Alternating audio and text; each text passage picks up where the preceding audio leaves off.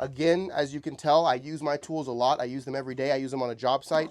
We're not doing torture tests in garages, which is why I think a lot of you guys hate my flex videos, is because you want me to be like, did you know that this reciprocating saw has 0.35 minus milligrams of shake, wobble, and jiggy, and if you use the Milwaukee or the DeWalt, it shakes a little bit. I don't care. I really could care less. Does it cut? Does it cut good? Does it cut consistently? Can I get it into the places that I need to get into? Yes. Can it be dropped? Yes. I do know that for a fact. Can it be out in a little bit of weather? Absolutely. I mean, it's just one of those things I care about. Does this thing perform every day when I need it to perform? And if it does, A+. So, all right, guys, here we go. Flex review. Now, you guys have heard me talk about my concerns with flex. That's not what we're going to talk about in this video. A lot of you boys need to put on your big boy pants. You're getting too old to be that petty. So I'm just going to go over what you'll be able to understand, an elementary review of how I feel about the flex tools that I have. Nothing about the brand, nothing about its direction, just the tools that I have.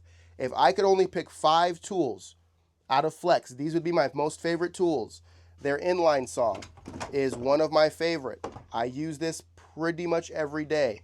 Their inline saw, or their rear-handled saw, I use all the time. But since I can only pick 5, I'd probably pick this one because I have another rear-handled saw. But I'd probably pick this inline saw because when you're cutting 2x material, this is all you need, okay? This cuts 2x material. It cuts this composite lumber. It cuts everything that I need. The only time I pull out this one is if I'm legit just laying down cut after cut after cut, and I want a little bit more weight to it so I can free cut.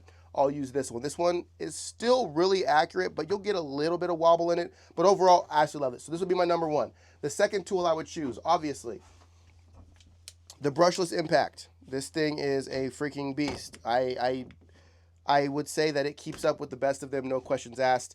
The only issues that I've been having with it is this chuck release. I don't know if this one, I have like 3 or 4 of them. This chuck release on one of them is stopped working, which is a pain, but again, it's old. I mean, you can, this thing, it's tattered. But a impact driver would be my second tool that I would choose. The third tool that I would choose is this reciprocating saw, or as I call it, a sawzall. I have the bigger sawzall from Flex. It's in a box somewhere. I don't know which box. I don't use it. This one is great. For cutting bottom plates, you can get that really flush cut here. You can also flip the blade around if you got to get into weird spots. It's easy to hold with one hand. You can reach up and cut stuff. It is the go-to 99.99999% of the time. I'm lying. It's 100% of the time. I never use the other one. I don't even know where it is. So the reciprocating saw, hands down, favorite reciprocating saw that I've used. The next tool that I would recommend is the barrel grip. The barrel grip jigsaw. I've always used the handle ones, and it feels so DIY Ryobi to me. This, just grabbing this, like, I mean, I just kind of like a chokehold, like, and I I could cut a freaking, I mean, I'm cutting rainbows with this thing, dude. I can, whoo, it's like surfing, dude. Love this one. That would be my 4th one. And the 5th one is a no-brainer. The blower. I use this blower every single day to blow off tools, to blow off my clothing, to blow out the trailer, to blow off job sites, to blow off anything and everything. I use this to keep everything else clean. This blower would be my 5th choice. So these are the 5 tools that I would choose if I had to choose Flex. Now, overall, the review of Flex. This has a few issues. The trigger doesn't really work. I have to pop the battery out to turn the blower off. That's a pain. I don't like that. This works like a freaking dream. Never had a single issue with that. This, never had a single issue with that. This, like I mentioned, the chuck has a problem here and there. On one of my drills, I'm not sure which one, there's a trigger problem. Every 50, 60 pulls of the trigger, I'll pull it and nothing will happen. Again, it's very minor. It's one of those things that you don't even notice. I will say it's not even an issue. It's just because I have fat hands.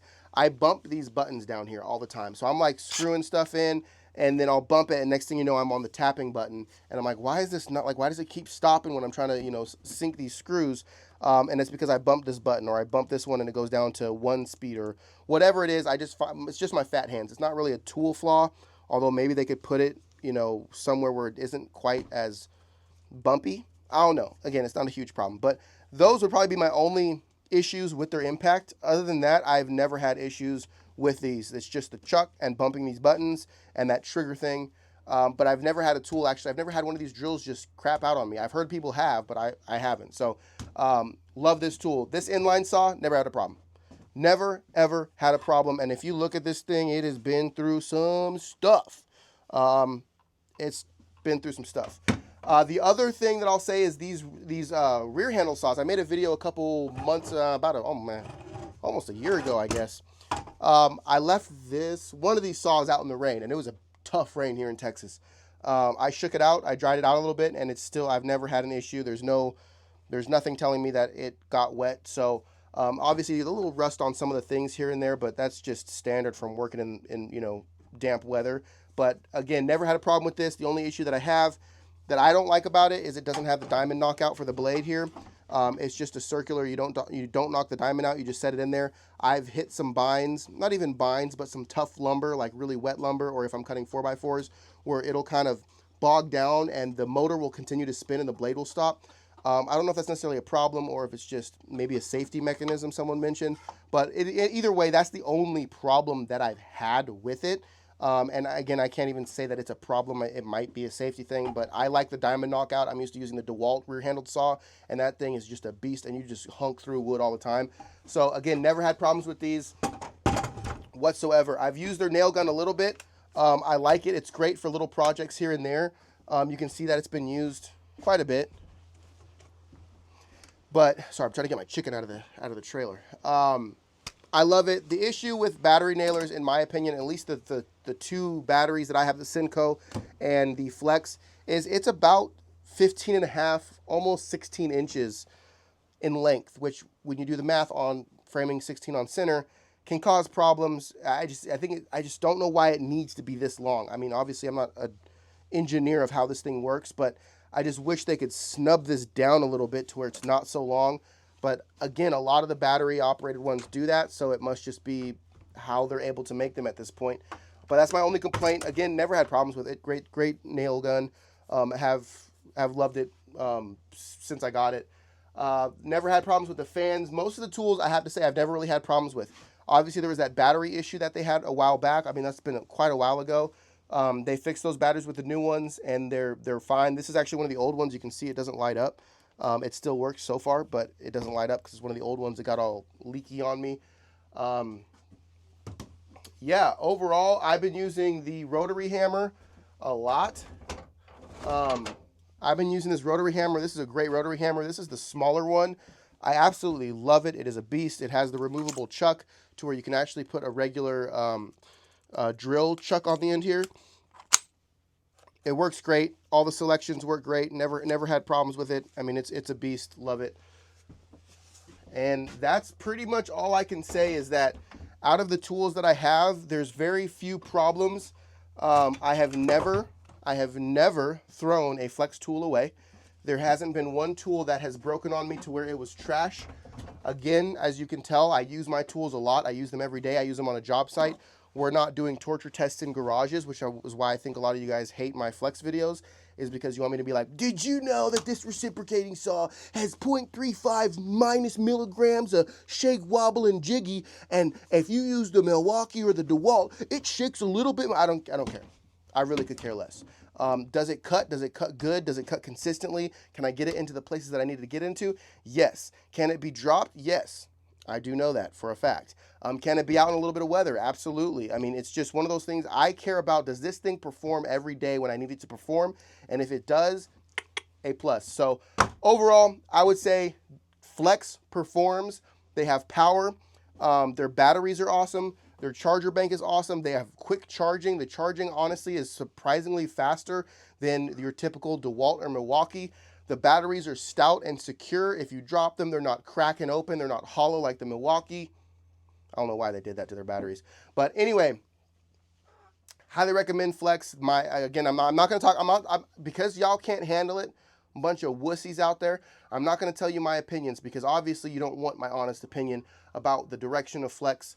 So I'm not going to mention that. But what I will say is the tools that I have, I absolutely love. I have no complaints whatsoever.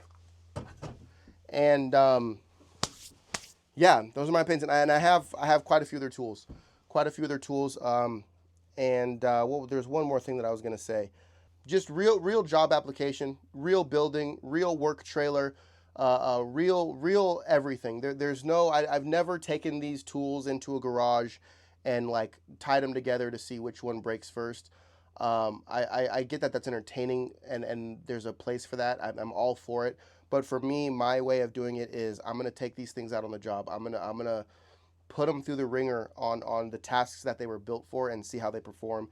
And all of them have performed. The only tool that has not performed is their miter saw. Their miter saw pooped out on me before 1 year of use, and I hadn't even used it that much. I probably pulled that thing out and used it 20, 30 times, maybe 50 times, and it just stopped working. The trigger stopped working. Everything stopped working on the saw.